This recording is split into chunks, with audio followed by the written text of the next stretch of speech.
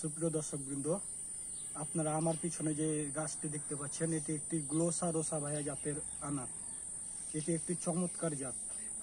এটির বীজ নরম, ভিতর লাল, বাহির লাল দেখতে পাচ্ছেন, এবং খেতে খুব সুস্বাদু, মিষ্টি এবং উচ্চ ফলনশীল।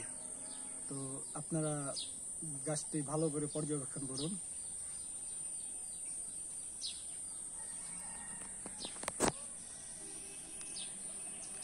দেখুন কি পরিমাণে ফলন হয়েছে, চমৎকার ফলন এবং সুন্দর কালার, শেপগুলো একদম অসাধারণ। বাজার থেকে কেনা আনারগুলোর মতোই, তার চেয়ে আর্টিফিশিয়াল। আপনারা যারা ছাদ কৃষি করতে ভালোবাসেন, যাদের বেদানা গাছ আছে কিংবা নেই, তারা 2-4টে গাছের মধ্যে এই একটি গ্লোসা রোসা ভায়া রাখতে পারেন।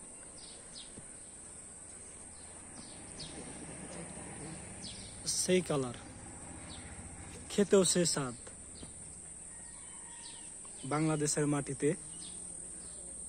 বেদানা যে হয়, এটা আপনারা নিজ চোখে দেখতে পাচ্ছেন। অনেকে বিশ্বাস করে না, মনে করে যে আমাদের জলবায়ু এই জন্য সাপোর্ট করে না। তো না, বাংলাদেশের মাটি সোনার চেয়েও খাঁটি। নিজে না করলে, নিজে না চোখে দেখলে বুঝতে পারবেন না।